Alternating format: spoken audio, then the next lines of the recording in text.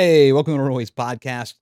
My name is Cody. We are back for another week, and we have super big news. I mean, I don't think we have. Well, I don't have to think about it. We have never had bans like this ever. Like normally, we're hitting like problem cards. They're just like hitting a whole stack of things, and like, here you guys, we're changing the game. So we obviously had to bring Dan back on because they hit cards that I don't think anyone was expecting them to hit, and we haven't heard from Dan in a while. Noah's here, as always. I'll start with Noah before I get over to Dan. Noah, I know you've been playing PoE 2. Yeah. That is the update for other people of what game you were playing. You were even late to the podcast because you're playing TFT. How has your week been? I know you brought Lyeth to a calling, so you did play Flesh and Blood this past week. I did not see you on stream or see your name come up that often, so how did your weekend go? Yeah, that sums it up nicely that my name was not coming up often in terms of success in any tournaments. Uh, I played Lyeth kind of on a whim. I don't know. I had been talking with Jason and like just trying the deck out in like the week or two prior, and I was kind of just honestly playing it to spite KO, even though KO is not a real person and he doesn't know that I'm mad at him. Uh, that's why I played Lyeth. I didn't want to succumb to playing one of the actual good decks in the game because why would I do that? So yeah, I just played Lyeth and did not do well. I think probably partially because of Lyeth, partially because of just unfortunate variance, and then my third loss was definitely just me like misclicking in real life. So that was a bit unfortunate. And then I got to play Oldhim in the Silver Age Battle Hardened, which was a lot of fun. Ironically, my first match, I know you raise your eyebrow, but literally my first match, uh, the opponent didn't necessarily know what like Oldham was doing or like how the game was going to go. And they were like thinking for a while in the beginning. So I was like, oh, like, this game might go long. We got to like try to both play fast. And they were like, oh, okay, okay. And we like play the whole game out. It's like a super close game. We get down to like, I eventually fatigue them. They're playing Aurora, and they said after the match that it was like the most fun game of Flesh and Blood they had, like actually being serious, not being spiteful. So um yeah, I think a lot of my games playing Oldhim just felt like a return to playing old school style of, like Cody always talks about, the macro game plan mattering. So I had a lot more fun playing that than playing the CC calling, not just because I did a little bit better because I still didn't top eight or anything, but just enjoyment of game. So yeah, excited to see where more Silver Age stuff turns up in the coming year, and hopefully KO can LL. I won't play Lyeth, and then I'll be forced to actually pick a good deck in 2026. What did you lose to in Silver Age? I lost 2 games to Ira, but both games were 2 hands like throughout the course of the game because the game goes long where I didn't draw blue, so I like couldn't actually be productive. And into Ira, you can't just like block inefficiently and take a turn off. And then the third loss was into Reinar. He was playing the crazy Reinar deck, and I actually like thought I was in a really good position in the game on his turn two. He did barraging meat axe, so it came in for 17. But he had already taken a boulder drop and a pummel on the turn prior, so I felt like it was a pretty interesting game.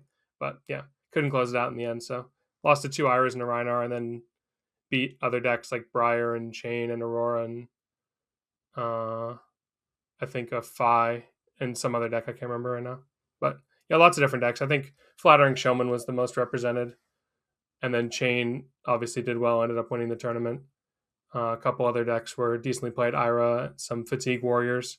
So seemed like pretty diverse, but then yeah, Flattering Showman and Chain being the top two. Makes sense. So is your Lyeth arc done? Are you are you done with the deck? I don't know why I have to be the one who's the protagonist in story arcs, man. I like just showing up to a tournament and like just being chill and playing a deck that I want.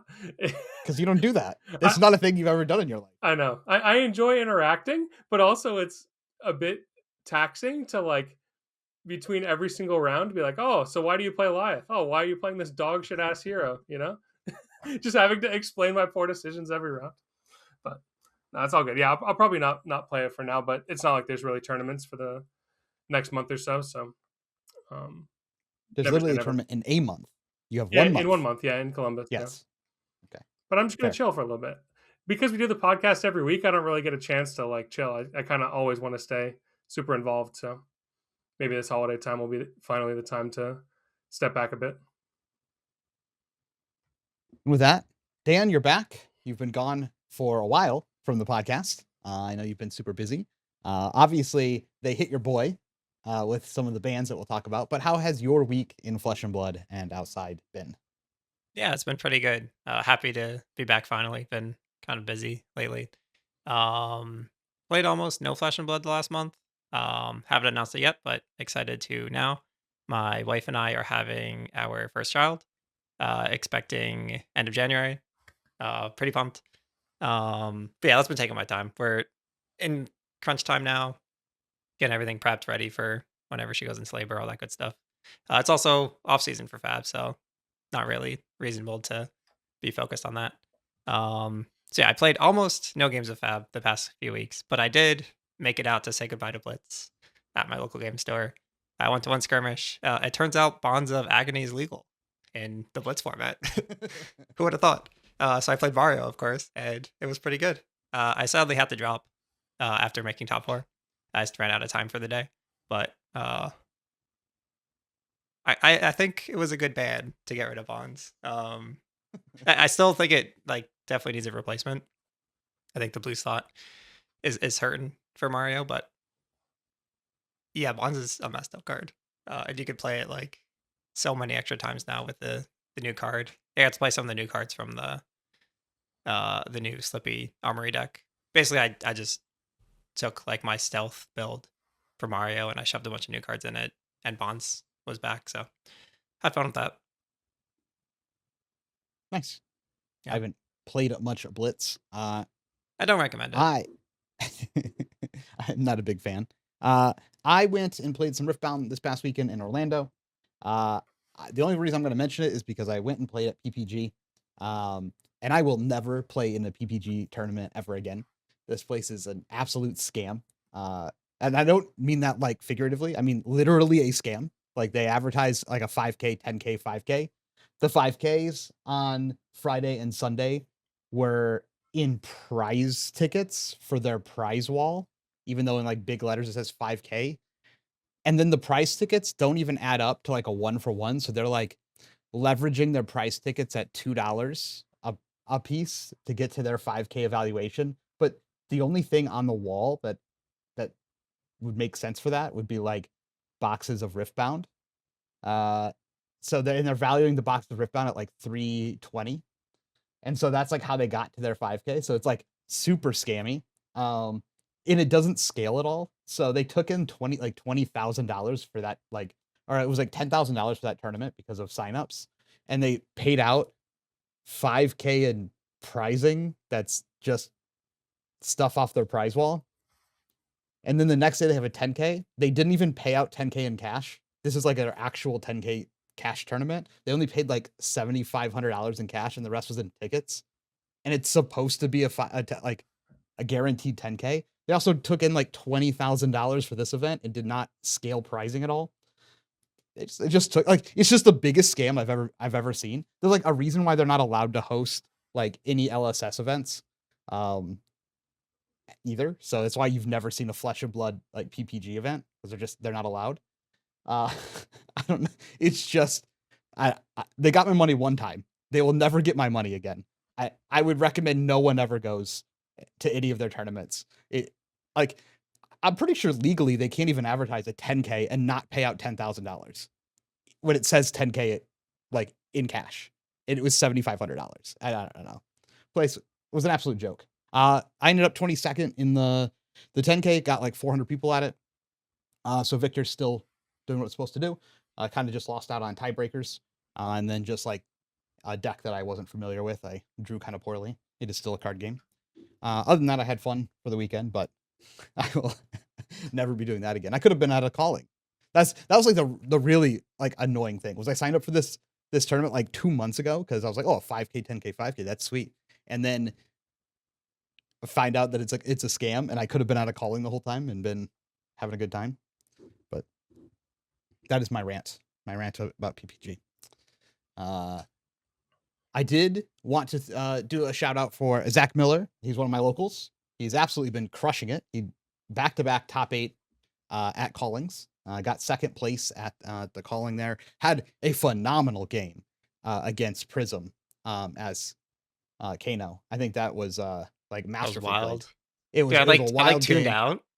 I my stream lagged, and I did something else, and I came back, and they're like, "And yeah, we're about to interview Zach." I was like, "Wait, what?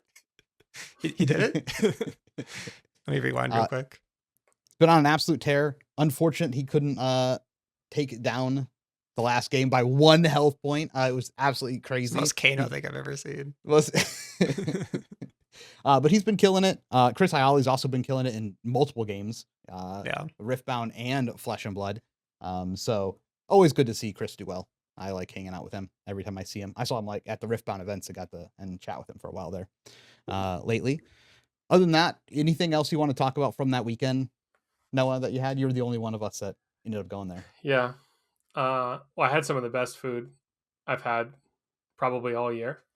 Yeah, we went to like fabulous places. My wallet was a hurting, but yeah, like really good seafood of all varieties, both hot and cold. Yeah, I think just the overall event was interesting. It was like a little bit. I don't know if you guys have been to the.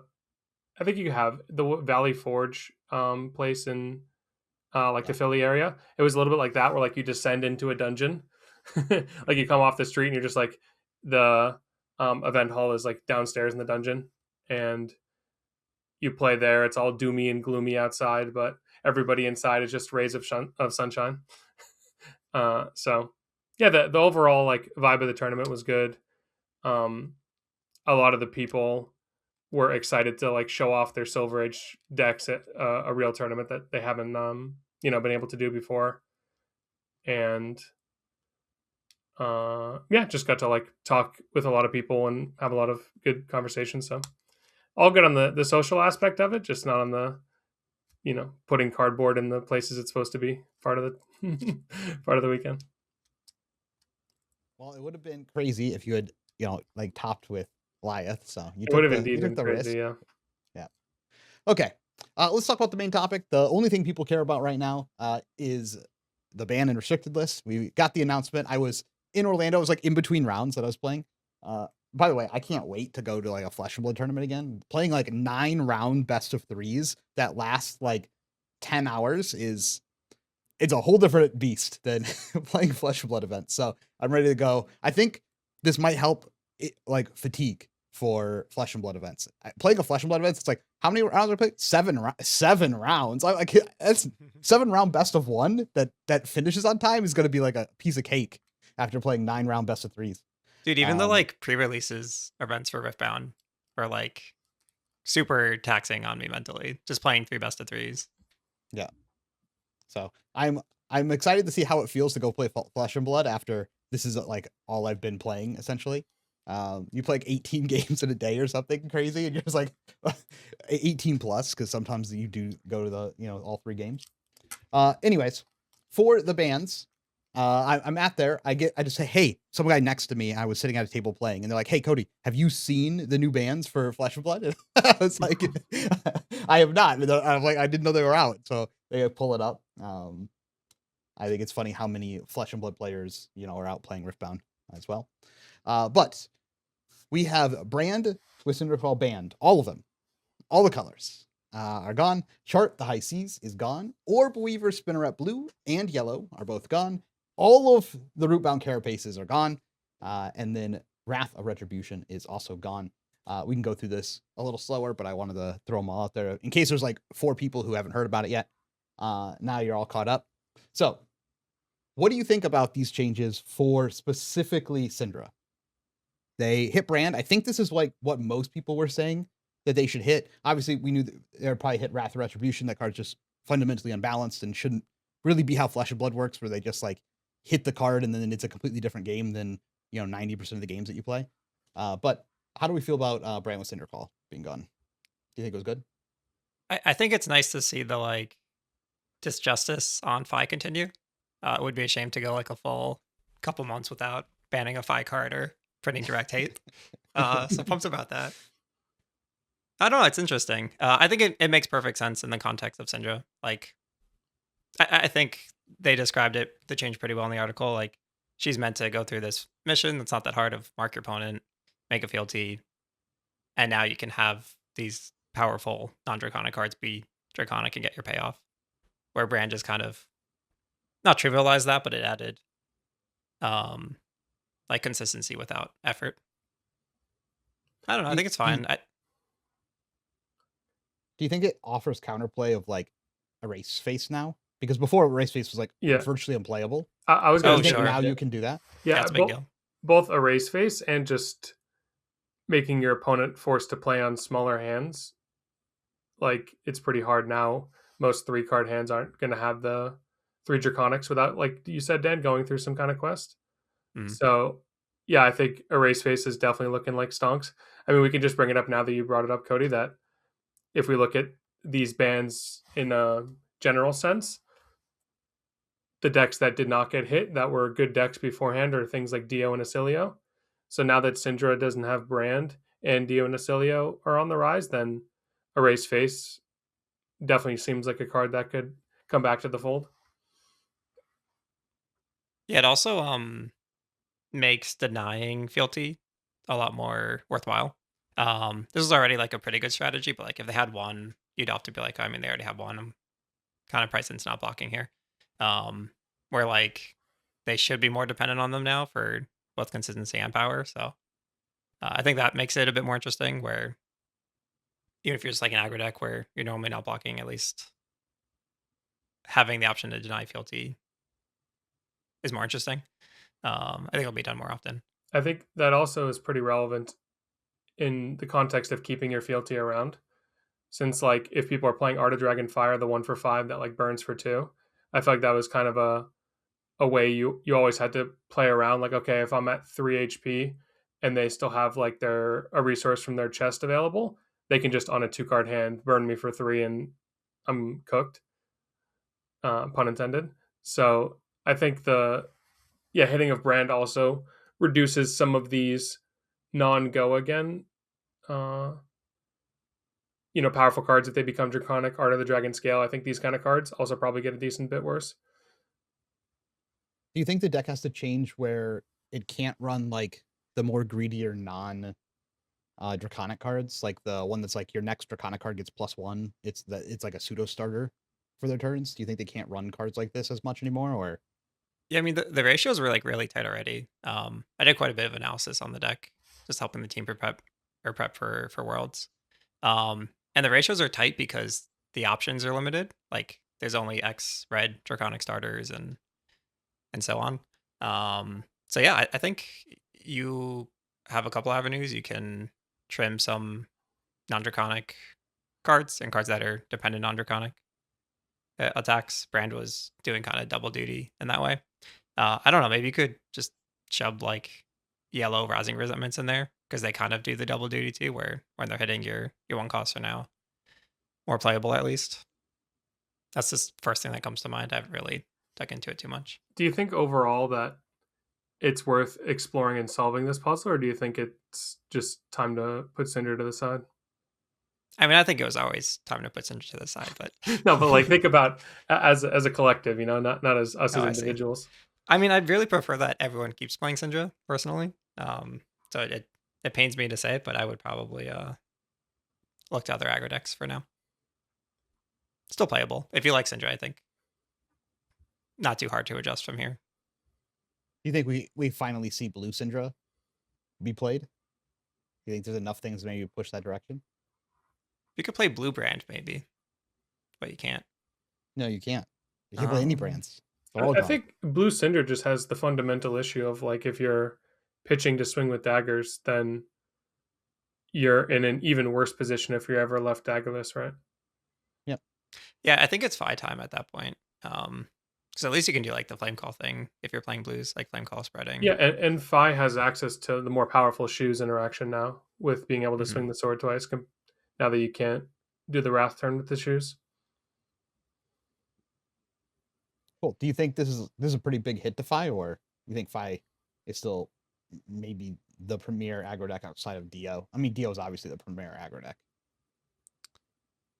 If we get 3 more Draconic starters in Pen, it doesn't matter for Fi, I don't think. Okay. It's maybe a little annoying right now. I'm not sure. But that's not like the core of the deck. Like, he's kind of moved past trying to do the... It's not important, but I don't know. I think he's got enough starters to choose from. He's usually playing blues because your blues convert to 4 damage, so you're just kind of freeing up deck slots and losing a starter, which sucks a little.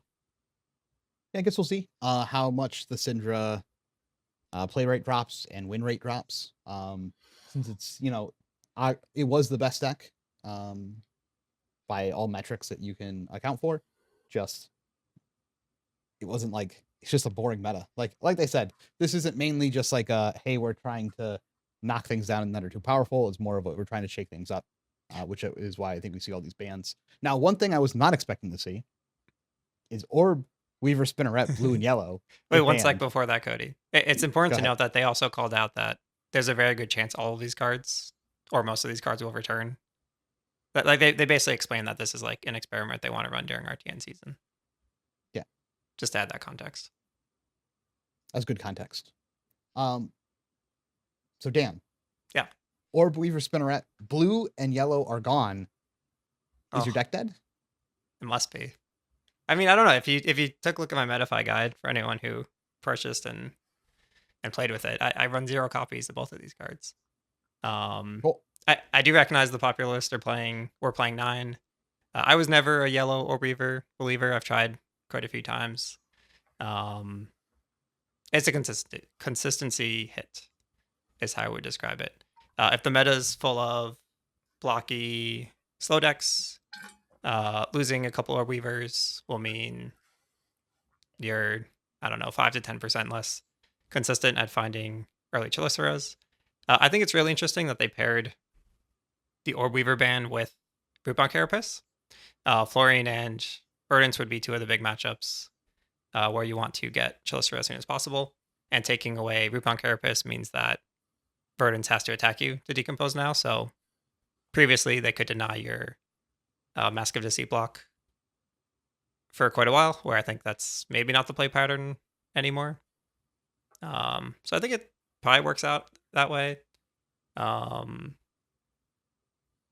Yeah, I don't know. I think I'm pretty accepting of this kind of minimal hit when they could have taken a heavier hand, as they recognize and mentioned in the article. Mario was pretty clearly the best deck in format. So it's he said the thing. Yeah. It's not even like funny anymore. It's like clearly the best deck. Look at everyone who's playing it.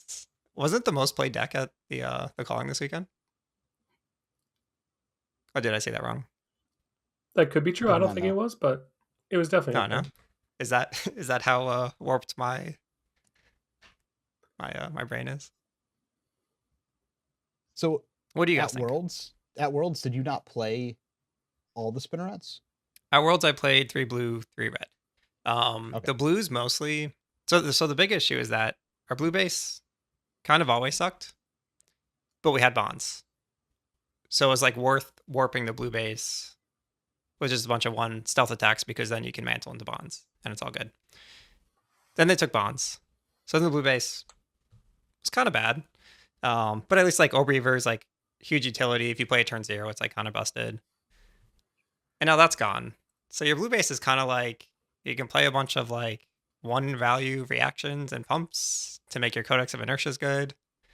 You could keep playing Mantle and play a bunch of 1-cost stealth attacks, but the stealth attacks past Prague and like really just past Prague kind of suck, because there's 2 popular Earth heroes, and like every blue stealth attack says on hit banish some number of cards, which they like actively want you to do. So it's a little awkward now with the blue base, I'd say. So your options are like, go full stealth, like I'm saying, lean into Mantle, maybe play Justinic, maybe don't. Or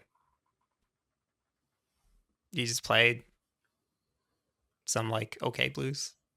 Do you think because Earth heroes are going to have to attack you more now, you can play traps and under the trapdoor? I was already doing this. It's a little list dependent. I think traps are extremely good though, and probably just have always been. Yeah, I mean, you always Um, play an amount, but I mean, into like Earth Heroes, like Verdants, I think consistently being able to under the trapdoor into a trap is probably not something that was possible before. But if they're always having to attack you, I don't know. I'm just curious well, about they're how not the Verdants having adapt. to. Yeah, like I don't know. They don't even need to like turn on in the matchup. They just need to deal the damage. I guess so. They need to attack you so their Fellings attack for 8 and their Plows attack for 6. Because otherwise they're still just throwing the big spells. But these decks losing defense reactions is like a huge deal. Well, they're not losing defense reactions. They're just potentially losing a bad defense reaction. Like, Sure. I kind of think not running Yeah, no, that's Earthbound fair. Carapace is like maybe a slight bump. I think it's for sure a nerf for Yeah. Florian. But for I don't know, Verdants, getting to run like I could believe Shelter it. and stuff is kind of a big deal. If you like just want to one for one the D-reacts, getting to run like Shelter, Sync, and or Fate, I think is like a pretty big deal. They were all already playing Shelter, for the record. Yeah, I think most Verdants had adopted at least the 9/4 blocks, and then some of them also playing yellow rebounds, and then just not be. I don't know, like it just totally flips the dynamic of some matchups. Let's finish talking about Spinnerets first, though, before we talk about rebounds. Sure. Do you think they'll ever? You think they'll ever do a color restriction where they hit the red and the blue and then like leave us with the yellow? So far, we've only had keeping the red and keeping the blue. No, there's like no way. I think the red's a cool card, and it like does a good job of playing in any assassin playing stealth attacks. It's just funny because I feel like a lot of time powerful Majestics end up getting printed at yellow. So it would be interesting if, since they just by removing 6 of the card, they effectively made it Majestic. If they decide some card in the future is worth, like, we got to just leave them with only the yellow. But Not yeah, impossible. It's really not that powerful. Like, it's really not. Yeah, like the weapon is powerful. The card itself is like whatever. You could do the funny thing and play Blue Whittle. It's okay. Doesn't actually do what you want it to do because it takes your action point, but it works in the Stealth Justinic package. Yeah, I'm curious over the course of a bunch of games, how much impact the Spinnerets have. Obviously, getting to Chelicera is like one of your first steps of playing at least the most popular version of Mario that's around, and Chelicera is super important to that game plan. Obviously, that's going to probably have to change a little bit, maybe closer to the build that you actually have on our Metafy, and then maybe some new cards potentially. I'd have to really take a look at that, but not being able to just comfortably flick it all the time, and then just because you're gonna have another Orb Weaver coming up is pseudo relevant. Yeah, but I don't know. The hero was getting like too popular already. That like people were just gonna start playing like what's it called, Ripple Away. Like I was already worried about Ripple Away at Worlds. No one was actually playing it. But every time I had an Orb Weaver, I was like, should I really flick for this 1 damage and risk just like losing the game to a Ripple? I forget what my point was, but that's where my mind went. Mm. Also, wait, now that we're on that topic, funny interaction in Sage, because everyone plays like Blade Beckoner equipment. The dagger, the Chelicera, is a token, so you can play down but not out if they have like some Blade Beckoners and the Chelicera token, because it's still, even though it's not like a aura token, it's still on the bottom line token. So kind of funny card. One of the few like tokens that doesn't go in like the normal area of tokens that Flesh and Blood players have decided is the token zone somewhere along the top row of the board. That is funny. This new Arachne armor is kind of insane though for I think both CC and Silver Age. When you say the armor, do you mean more than the shoes? I mean the hats and the shoes. I think the hat is like insane. But Mask of Deceit is basically Traverse the Universe, so yeah.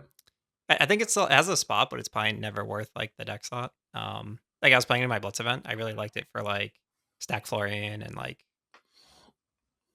decks that are going to prevent your mark, basically. It's like you have Traverse and Wizards now, you know? Exactly. It's your pouncing links. Yeah. And now you also have Tide Flippers. Yeah, there you go. Got the whole ninja suite. See, don't say LSS never did nothing for you, man. Dude, Tide Flippers and Assassin are so much better than Ninja. Like, Ninja already has Go Get on everything. I'm very excited about these boots. Yeah, I think those are pretty good. Okay, let's talk about Rootbound Carapace a little bit here. I did not expect this to be the card that gets banned, to be fair. But is this, I mean, I know it stops some of the higher roll and stops some of the, not interact. But honestly, this doesn't feel like that big of a deal to me as someone who's played a decent amount of Earth. Like, yeah, when this is like, when you get this off before your other stuff, it feels great. But you can just run other things in the slot if you really want. I just think the one of the biggest reasons why Rootbound is good is because the typical Earth problem is what you do when you draw 2 cards that require you to decompose. Yep. This just lets you play both of them in the same turn cycle. I think that's like insanely relevant. It's one of the reasons why the non-majestic decomposers have been so suck, because they block 2. So like when you draw it with the felling, you have to block 2 with it, whereas you can Rootbound first. I think also this just removes some Earth density from the deck. Even if That's true. Yeah, like when you block with the first Rootbound, now that's another Earth card in the graveyard. Yeah, I just think in general, like, this is a really big hit to Earth. I don't know. I think it's a hit, but no, I think it's huge. Very workable. I feel like to me it's huge for Florian and undecided for Verdance. It's it's very funny how much of a hit it is to Florian, because now it just really centralizes how the Florian has to play. You basically can't play the stack. Like, first they hit the Scepter, then now they hit this. Now, like, they must just really hate stack Florian internally. They just want to remove any possible way of playing that archetype. Okay, I do agree that it hits Florian quite hard. I'm thinking more of the Verdance angle. I'm just like, well, I'll just play tree and spells, like move on with my life. Okay, so it's funny you mentioned this about tree and spell. Well, I guess it's not funny. It's actually just like the most obvious thing to mention. But the now that Kano is LL'd, do you think a lot of decks will cut AB, or will they still play AB for Verdance? Nah, every deck will have one AB for the foreseeable future. Exactly one. So you just play, unless you're fatiguing Verdance. If that's your game plan, you just play Acilio, full spell Acilio. They'll play 0 AB into you, and you're good. Yeah, starters. Even after they see the list, there's nothing they can do about it. Freest calling ever. Full spell Acilio. Would you sub that? There you go. Something tells me no. I don't know. Maybe. Depends how memey I want to be, I guess. I don't know. I think the Verdance just plays trees, plays spells. Has 40 health. Has 40 health. Storm Striders. It's gonna be they're fun. bad. They're hopeful. Maybe their bad matchup is slower now in Syndra. That it might not matter. I guess we'll see. Well, I think this is like net positive for the Marionette matchup. Like Marionette losing Orbeaver and you losing Decomposed D-React doesn't really matter too much. Yeah. I don't know. I think Verdance is still going to be good. It might be better. I'm not sure. I could see being one of those where it's just better now. Yeah. Okay. I don't see how it could really be better. It's not like when they hit Plume and made the deck better. This is like an actual just hit to a good card in the deck. Well, a lot of people were playing like yellows, right? Yeah. Could see that being. I don't know. I don't know. Half the time I play against Verdance, they're just like de-reacting with it and not able to use the decompose feature, and I'm just like, I'm glad you're blocking for 3. Well, they have like blue ones, and they're like, I will block for 2, and I'm like, I don't know what you're doing with your life. Yeah, I don't know about the blue being in deep. any real decks, but when they block with it for 3, it's still like effective. It puts an Earth card in the graveyard, and it could have been any other Earth 3 block. It doesn't waste a felling out of their deck. The Syndra hits are a big deal too. Like, taking away Wrath means you can grind it out more consistently. It's like they don't have an inevitability. Turn. Yeah. Also, I think that's a pretty big deal.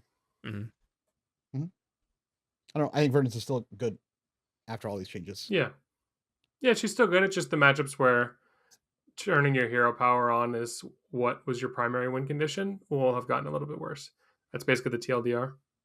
Agreed. The last thing here is chart the high seas.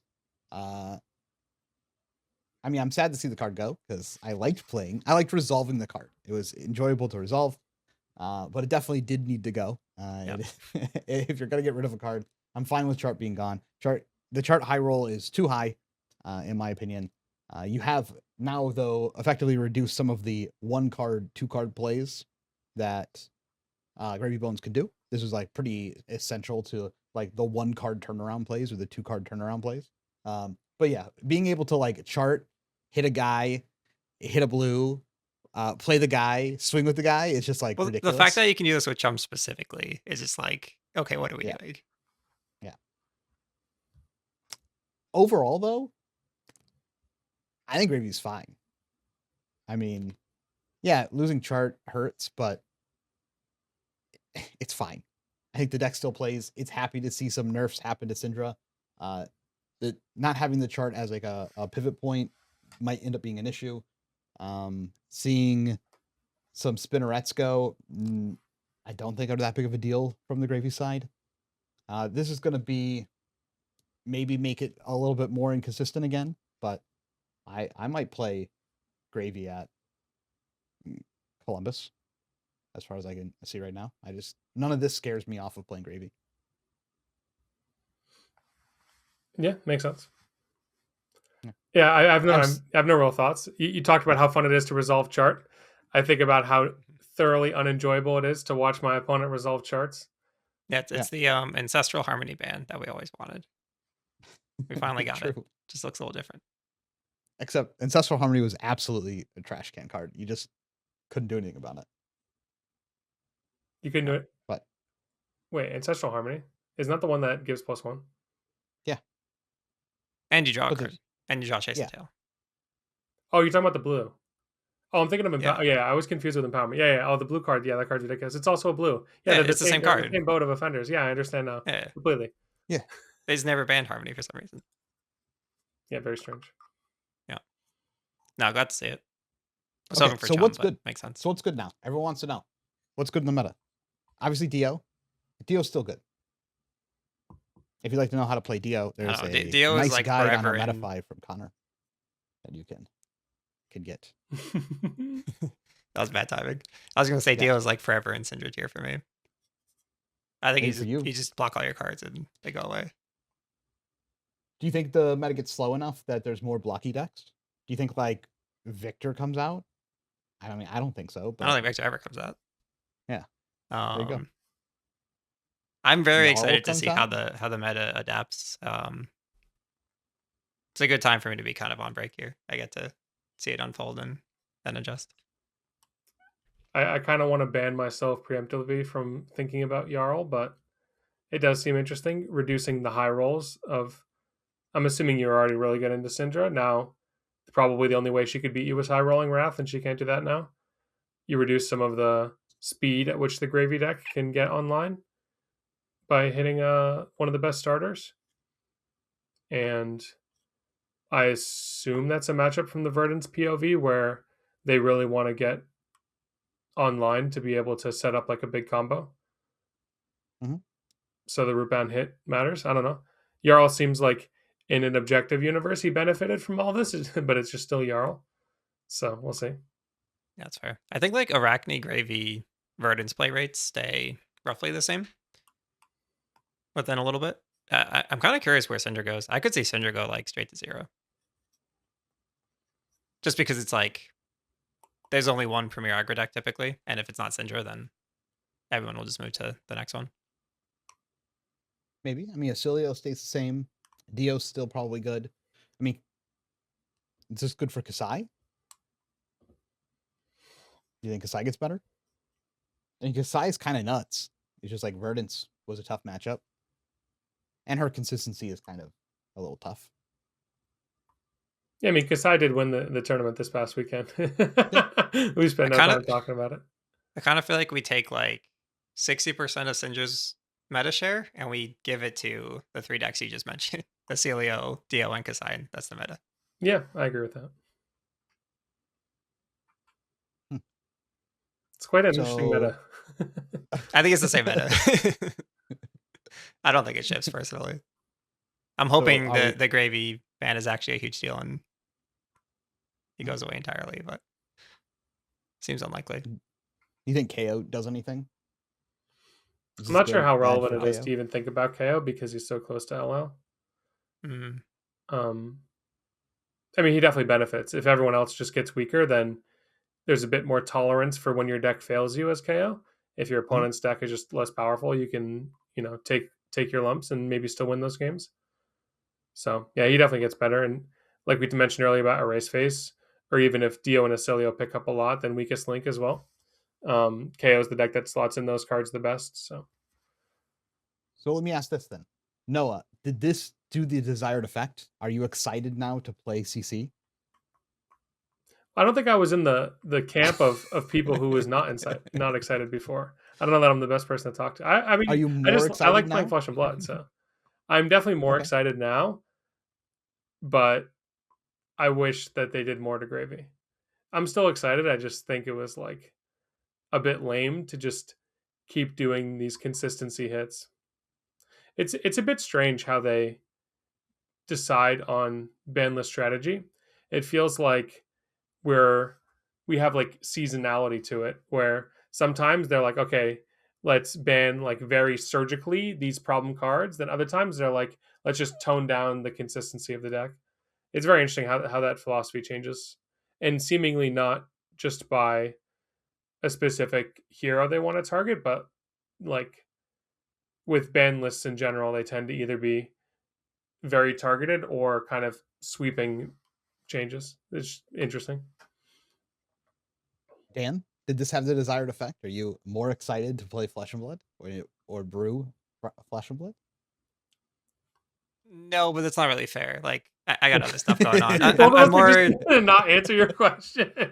well. Generally speaking, I'm always excited, but with the baby coming, like I'm more motivated to not play Flesh and Blood and let other people figure it out because I'm not going to be playing like the first half of the year anyway. But I'm more excited to watch Flesh and Blood. So yeah, kind of. Well, I'm excited to take a look at RTN season for what I might play. We'll see. I don't know. Didn't have that, I guess, desired super exciting effect that I'm like, oh, I gotta get in there and figure it out. But there's not a lot, really to play for right now. Obviously, we're waiting. You know for what did have Columbus. that effect though? What? Kano reaching LL. I got 2 sideboard slots back. I'm pumped. Really, As someone who 3 to 4 if I who- like use these new boots. someone who has respected Kano at most of the events I've gone to. Yep. Same. And then not ran into any, which I'm not complaining about. Even if I'm respecting them, I still don't want to play against them. I'm glad to have those slot bets back as well.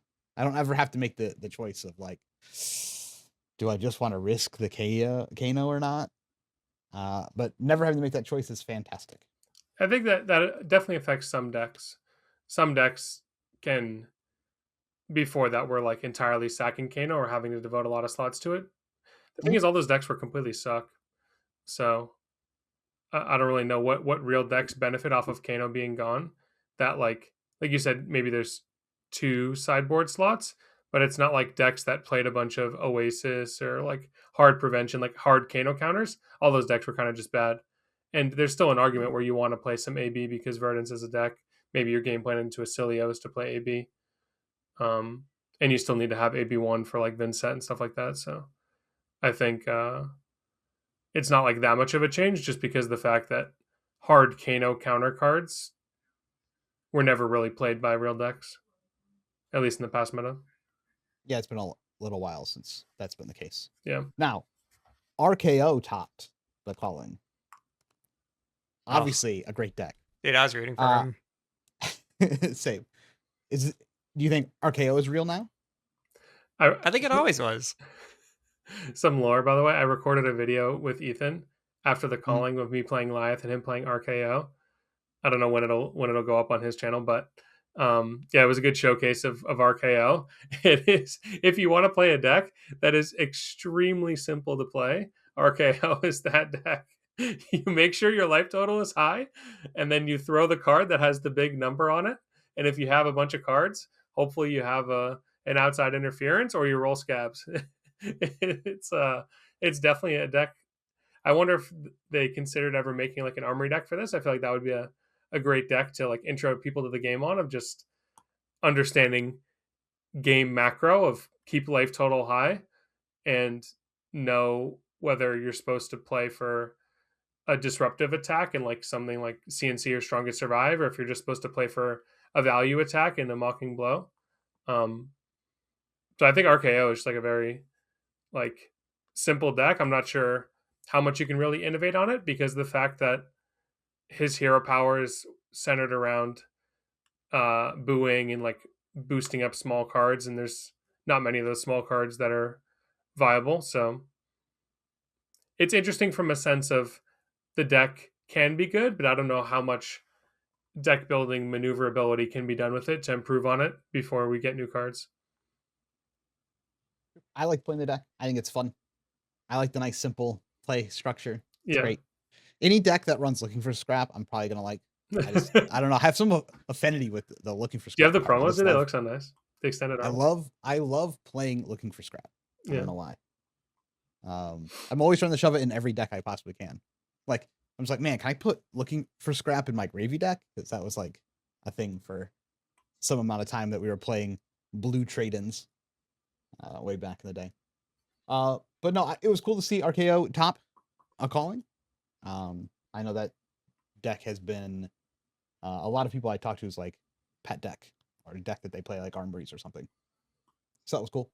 I don't know. I think do you think this creates room for some new deck to come in outside of the ones that we've talked about or mentioned?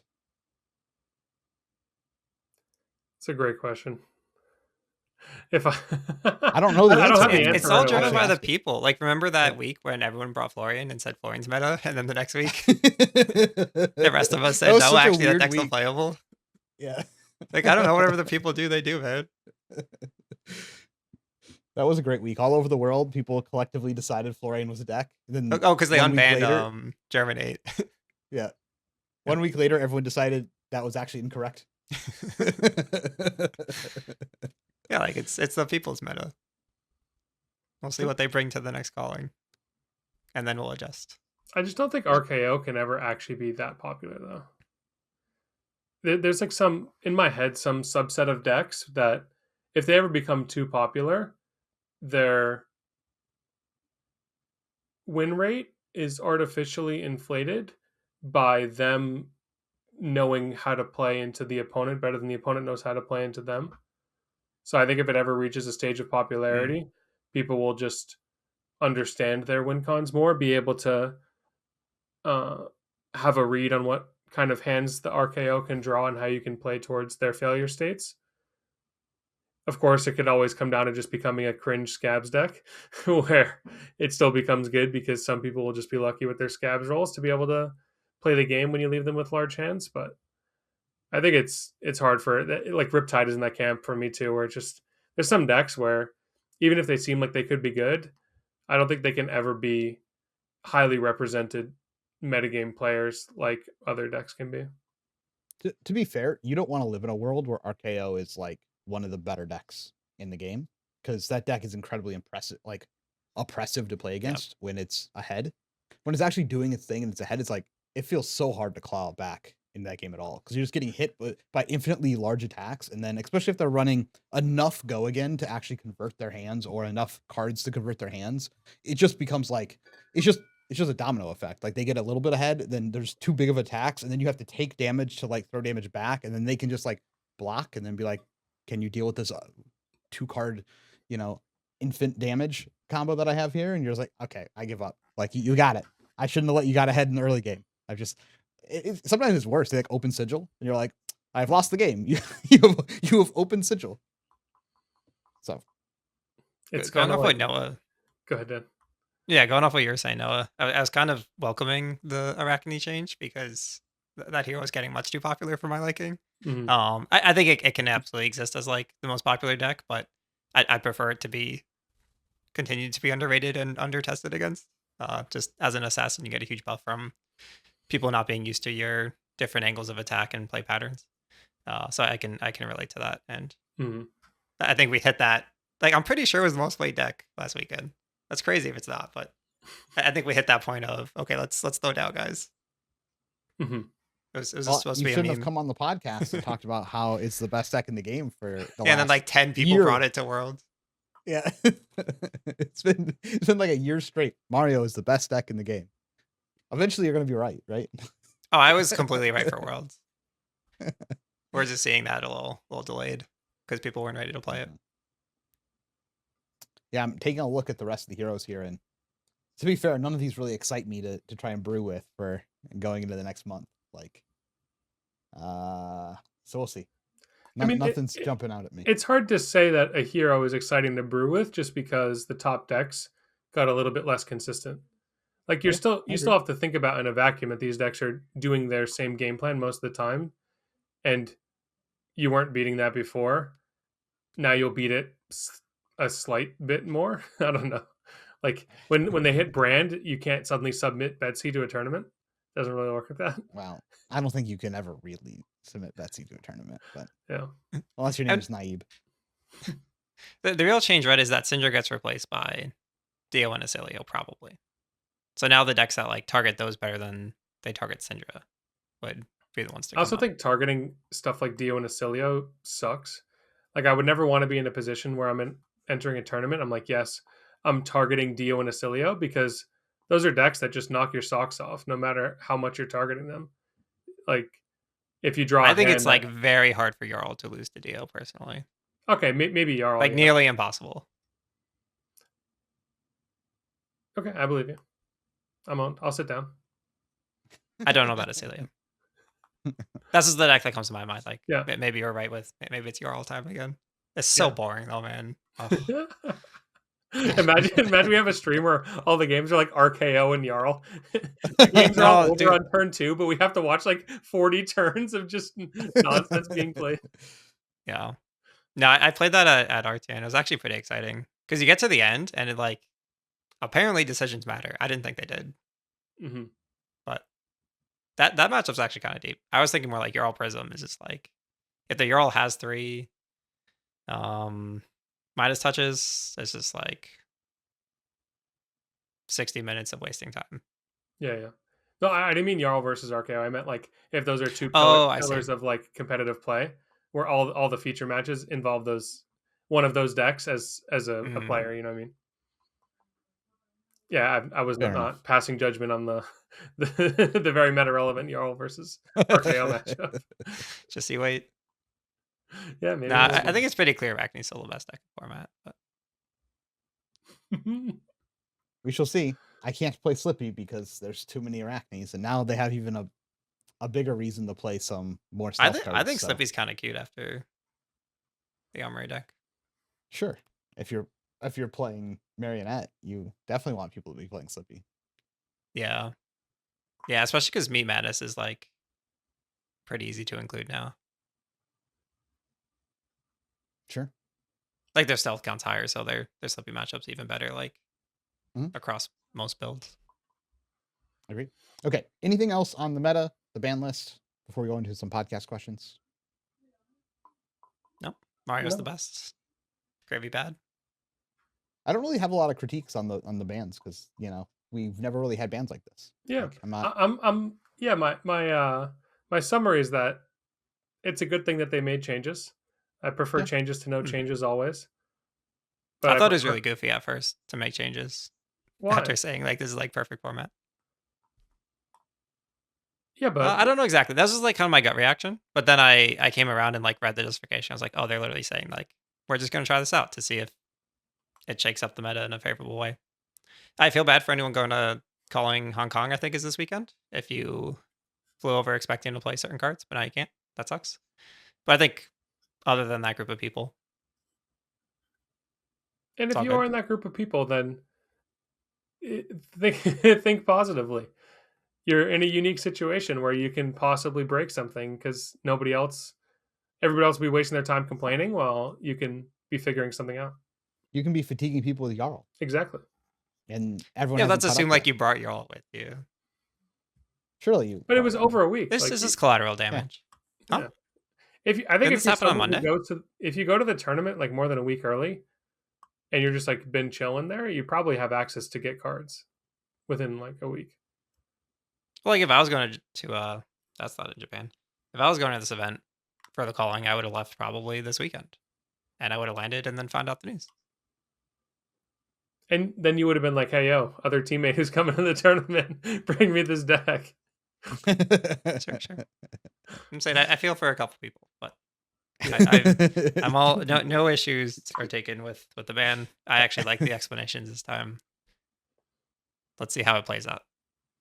Yeah, we'll see what happens. Okay, let's go into some podcast questions. These are asked by premium members of Metafy. If you'd like to be able to ask questions on the podcast, find people to practice with, or ask questions in our Discord, feel free to join in the link below. First question here from Renzo says, how do you handle tournaments and traveling versus family time? Well, What was the for first some part of of that? us, Was it prep? how do you handle tournaments Mm, and traveling versus family time? got it. I mean, for me, it's kind of like Pro Tours and US Nats. I'm going to those. Sometimes I have to skip family stuff. Because of that, there's kind of like a scale of like weddings of people important to us. I'm not going to miss that unless it's exactly a Pro Tour, and then it gets kind of tough. But I will usually, if there's any family stuff going on, I'll skip the rest of the stuff and then play the callings that I'm free during. It's usually how I balance it. Okay, you have a comment, Cody? Well, we're gonna have varying degrees here, which I think is actually pretty funny because you have like married kid on the way.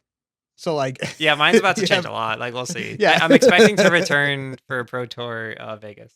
That's my objective, and should be doable. Maybe I'll be at US Nats, but yeah, I might just be a domestic Pro Tour gamer for the next year or two. And then I have a girlfriend and a dog, but I'm not ever having kids. So this is what I'm doing forever. This was clearly communicated at the start of the relationship. This is just what I do. So Yep. that's how I handle it. Wait, Yeah, to I be fair, think- I'm just on a break for a few years. Like once my kid is playing card games, then then it's over for the rest of us. Right? tournaments are family time. So Yeah. True. get to do it all. I think my learning about this after playing lots of tournaments, sometimes skipping events to go to tournaments, sometimes skipping, the tournament to go do some other event. I think you should just always think about the version of yourself after either the tournament or family event has taken place and think about which one you would regret less if you do this and just kind of evaluate like, okay, this wedding, like you said, Dan, of your best friend, you want to make sure you make it there compared to playing at a calling. But like maybe you qualified for a Pro Tour, you've been playing the game for 3 years, you've never qualified for any Pro Tour before. Ooh, and it's like tough. then like you have to just think about what your relationship with that person is. Are they the kind of person where you could have a conversation about this, or would they laugh in your face? And it's like your cousin that you don't ever hang out with, like maybe once a year. I'm for and sure you're like, skipping that. skip Yeah. that. Yeah, exactly. And I think like just having a discussion and weighing the pros and cons with other people, getting other people's opinions from both sides, I think is valuable if you're talking about a specific situation. But I think in general, if you're talking about like specifically family, I would think your family kind of knows that you're someone who plays card games, so they would know your schedule if they're planning stuff and you tell them about it, or if they don't, then they would be understanding if this is something that they know you're engaging in. I don't know. I mean, everyone's family dynamic is different, so this is a loaded question to answer. Yeah. There's also the prep angle, like how that time is spent. Because like going to event is just going to event. Like I could probably maybe go to Japan Pro Tour, but I can't do that because that means from literally now until then, that's all I'm thinking about, and not the child that I'm about to have. Yeah, I don't think you can go If that makes halfway sense. on both things. You have to be full committed to one or the other. Yeah. True. Well, like, I kind of make concessions now during prep, like mostly because of the volatility of like ban decisions. Um, just doesn't seem worthwhile. So like, if there's family stuff during like peak prep time, like 3 years ago, I would have been like, no, I have to practice. Where now I just kind of, if there's something important, as long as I can make the event, like that's cool. I can sack some prep time. Agreed. Wardo77 asks, was Kano the most hated or polarizing figure in CC before his ascension to LL? How has the game changed with his departure? I think Kano was hated, but not really polarizing. Polarizing to me is like you sat down and you either won or lost. I think there was definitely some matchups like that, but illusionists have been way more polarizing, and guardians have been way more polarizing. So I wouldn't say polarizing, but definitely hated. And the game will change in a sense of people don't have to learn. I'm not sure that this is something that was good that they learned, but they won't have to learn that the like, oh, let me keep this extra blue in my hand, but also my opponent knows I'm going to keep an extra blue, so jokes on them. It's actually red, and then I can arsenal it. That like skill of holding back and not attacking, um, as well as like we mentioned earlier, the playing of Arcane Barrier, playing of like janky prevention cards. I think, yeah, he's definitely not polarizing, but the game will change in terms of tournament runs being spiked by nonsense. He's probably the one who led to the most of that. There's very few decks I've ever played that I actually enjoyed playing against Kano with. There are a couple. I liked playing the Kano match as Enigma. I thought at least was interesting to play. And then I also liked playing it as New. I thought that was interesting to play. Most I think of the other decks I've played, I never found the matchup interesting and was rather annoying to play. When quite often like they can kill you from any spot. I don't know. I'm happy to see it gone. The fact that everyone gets their sideboard slots back is something that I think is, we mentioned it before, but it's kind of a big deal. No, It's that's like the a, biggest thing it's for me. Like I'm so like, pleased. yeah. But nothing feels worse than losing to Kano.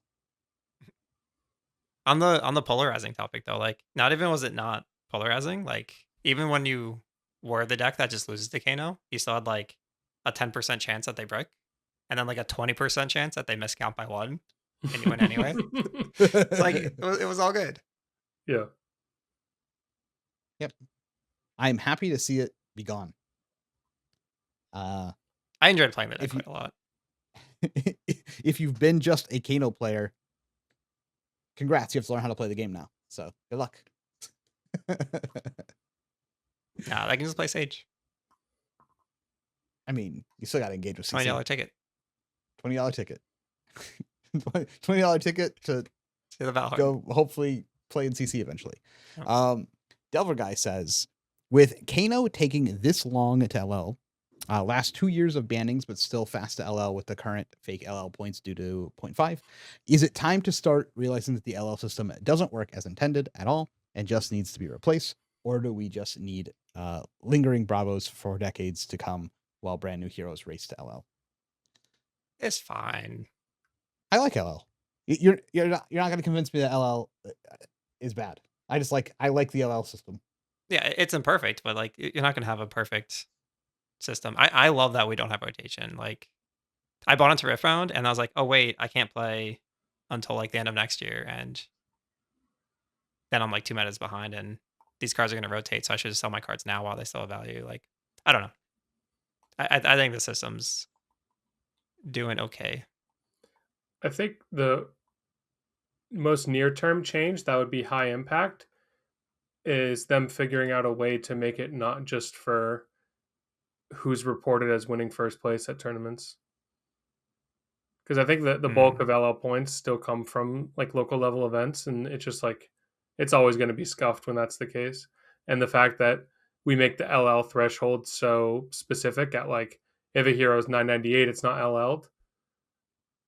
I just think it's not something that I hope they keep long term.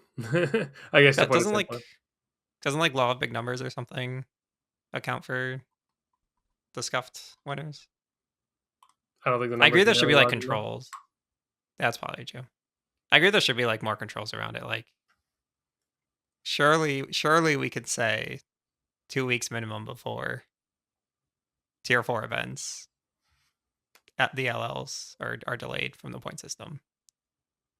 Yeah, that would be nice. Like two things. Okay, let's do this. We make a wish list for LL in 2026 that they I'm give pretty us like sure a that's all grace I want. period for Yeah. like nationals and tier 4 level events And that's of. cool too because it's like their send off. It's like, oh Mhm. shit, it's their last chance to win a pro tour. It Get that was actually champion really card. cool playing in Seattle when we knew Kano was already LL. It was like every Yeah. Kano we saw, it's like I don't know. It's just like a weird sensation seeing like, oh wow, like this is really the last time we're ever gonna face off Yeah, against that's each other. cool. Dude, I even got a little sentimental about Blitz. I didn't expect it. I was like, oh, I guess this is how I learned the game. I hate this format, but I'm happy I'm seeing it all. Hmm. I, as someone who's been engaging with people who aren't Flesh and Blood players Mm. for like the last several weekends, that is the most common thing I've heard when people ask, "Oh, what is this playmat from?" Like, because I'm using my Flesh and Blood playmat or and Flesh and Blood sleeves. Like, what is this from? Oh, yeah, isn't it that game with the cool banning system? It's like a comment that I've heard continually from people who don't play it, but they're aware that we have like an LL system that's interesting. Like, they're like, yeah, that's the thing I've heard of that's cool about that game. Um, hopefully, yeah, they would hear other things, but it was very constant, like a constant thing that I was told over and over again. Yeah. Um, on the flip side, I was also told, yeah, I played that game, and then Icelander got banned, and then I quit. I heard a So lot of that that was too. another thing. When That was else I another got thing that banned. I heard just about as much as as the other direction. I think it is a unique system. Uh, if a player can survive through their first deck getting LL'd, they're probably just going to be okay with it moving forward. But I do think your first hero that gets LL'd is pretty painful. Yeah, chain was Um, tough.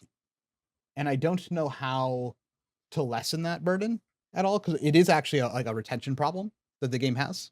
The amount of people I've talked to who played a specific type of deck, you would think that maybe it's like a number of heroes issue, but we have a lot of heroes, but they don't overlap enough in playstyle for it to be relevant. Like you can't if Icelander's gone, you can't go play the next Icelander. There is no next Icelander. There still isn't an Icelander, and Icelander's been gone for this long. So, uh, maybe there's some change that needs to be made at a retention level, to try and keep people. Because I know like Aurora going was a big deal as well for a lot of players. So I can see that, but I like the entire idea of just like winning with a hero and now it's gone is I like that. It's Yeah. interesting to dissect that problem though, because like most games, it's just a guarantee. Like 2 years, every deck you like is gone. Um, or like they're mostly gone. Obviously, there's like some overlap. Yep.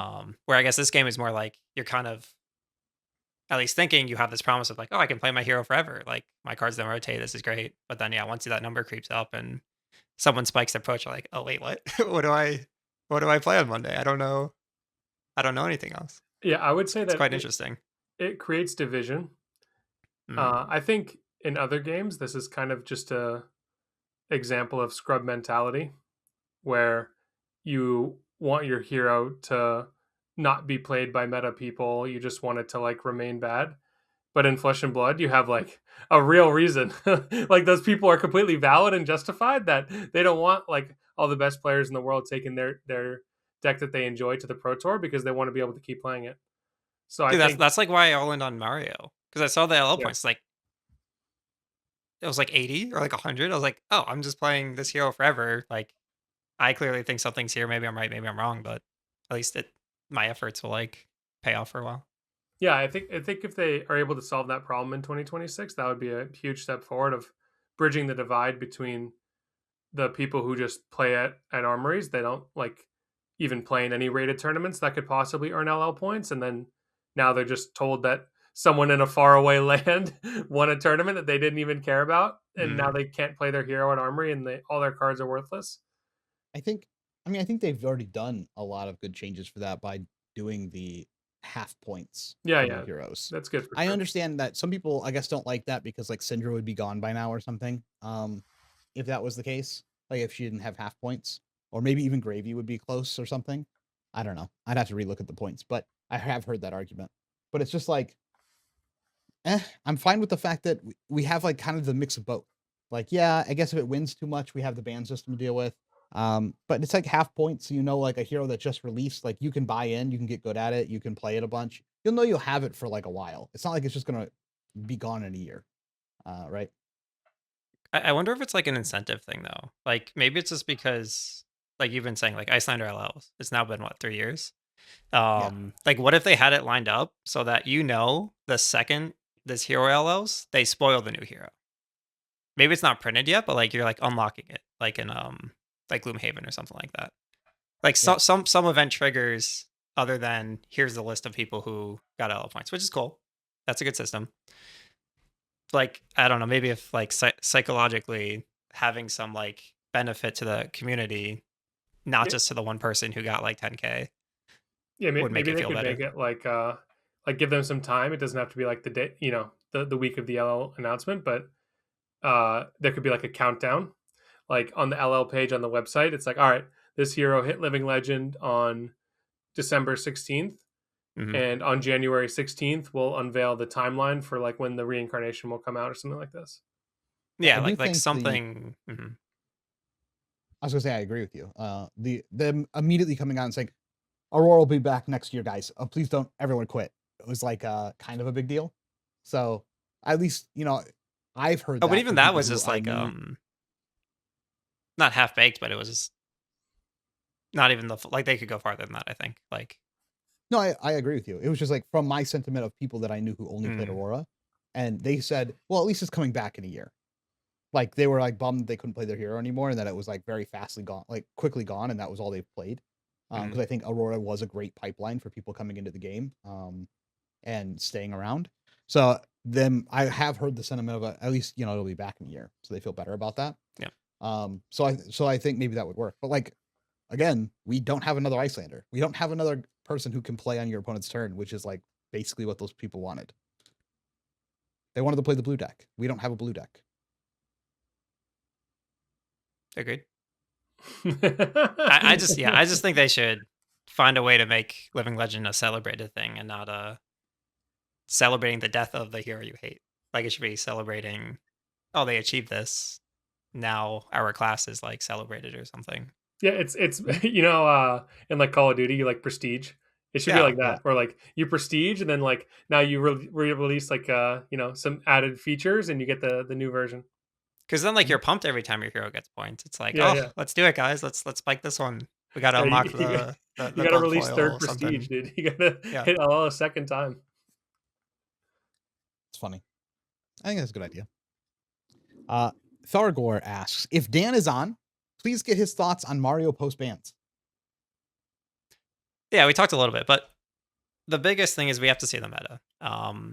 Outside of Gravy, I believe Arachne has the tools to sufficiently address every other deck in the game, which I think the devs correctly called out in their notes. He has one bad matchup. Or sorry, it has one bad matchup, which is kind of extreme. It's not that all the other matchups are like overwhelmingly good, but if you look at the data, it's literally one matchup where the deck struggles. Um, I think the data sometimes shows like Prism and other decks, but that's kind of tech and game plan dependent. So yeah, we gotta see the meta. If Gravy stocks go up,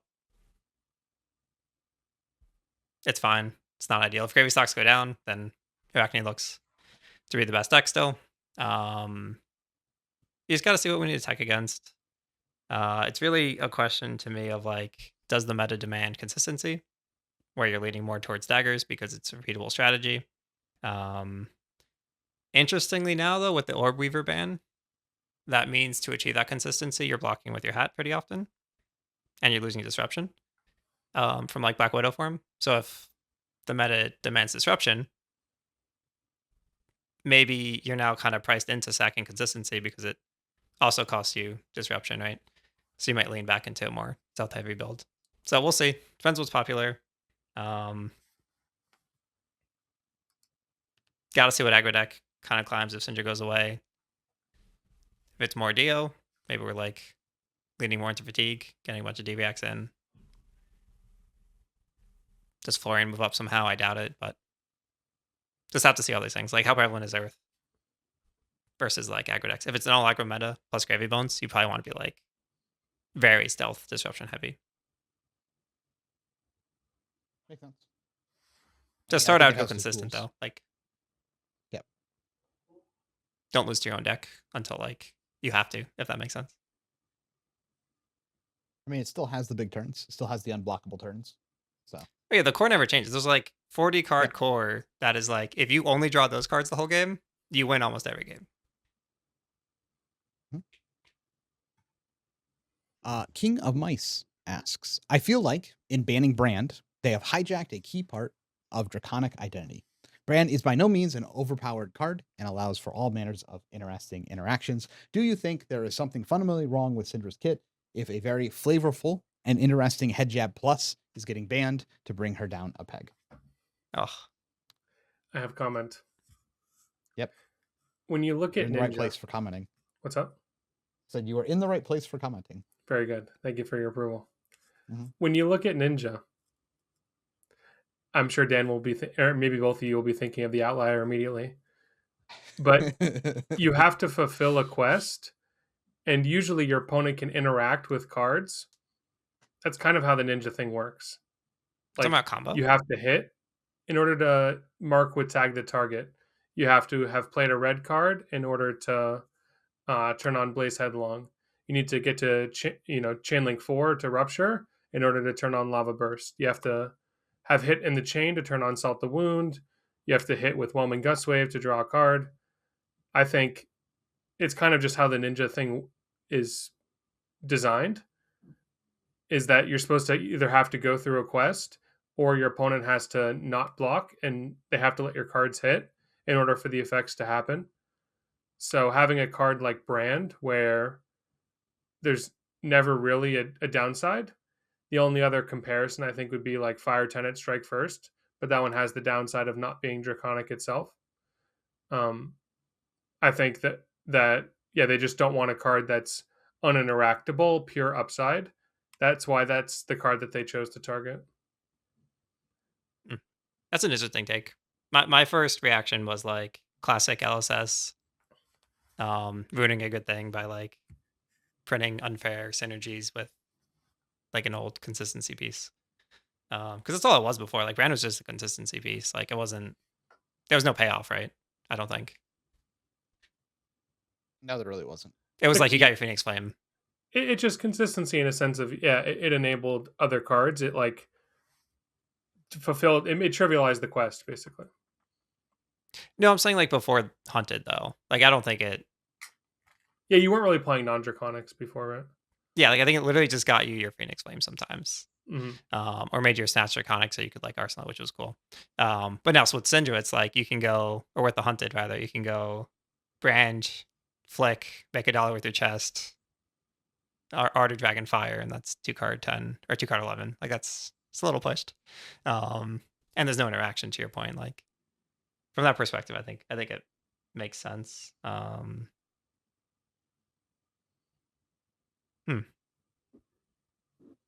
Yeah, I mean, obviously, I think you give a there's good context.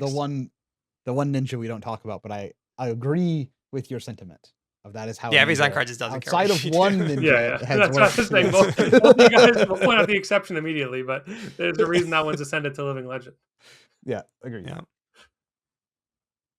No, I think don't it's just have a an issue Tiger with thing, though, Brand. right? Like all the Tiger cards don't care. Yep. Well, the quest was you have to make the Tigers. Make the Tiger. Oh, I see. Making the Tigers became really easy all of a sudden. And draw the card that cares about Tiger.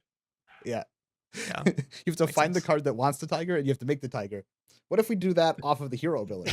Oh, And your blue It's base. so good. And your blues, yeah. So they all have quests. Some of them have been too easy to get to. But no, I think that's a good take. I agree with everything you just said. Oh, let's end it on that. Let's end it on that before I mess it up. I think the take Okay. was completely unnecessary before the Hunted, though. Sure. Yeah. Like Brand was like a cool flavor card pre-Hunted, where now it's I think it disrupts the quest to your point. Mm-hmm. Well, with that said, Noah's right. Great take. So long.